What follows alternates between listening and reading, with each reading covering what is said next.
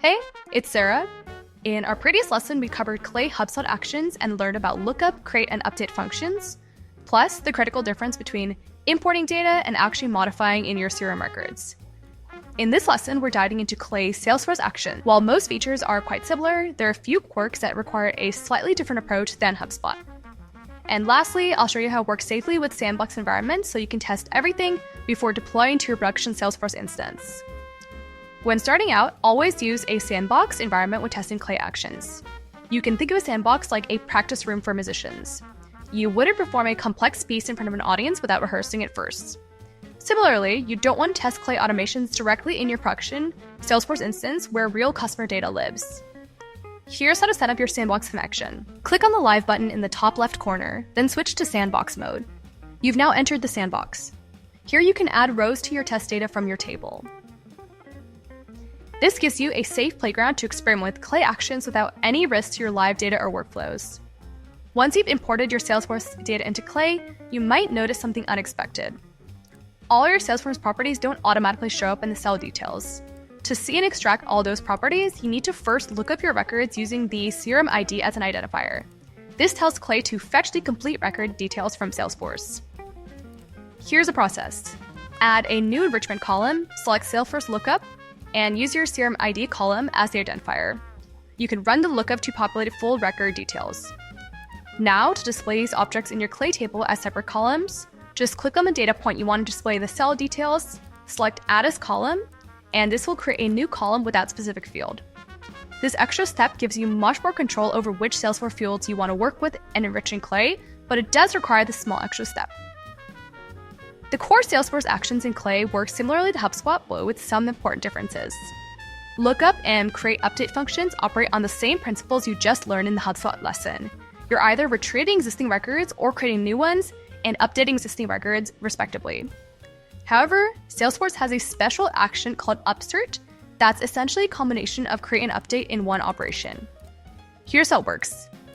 If a record with the specified external ID exists, Salesforce updates it. If no record exists with that external ID, Salesforce just creates a new one.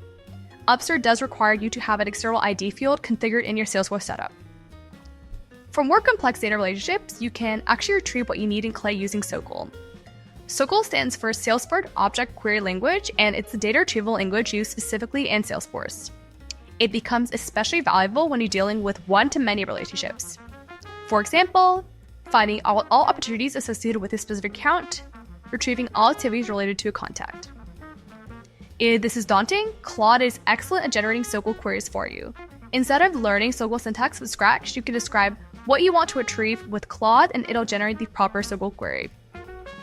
Another one of Salesforce's unique features is the convert lead action. This action converts a lead record into an account, contact, and optionally an opportunity record. It's a fundamental part of the Salesforce lead management process.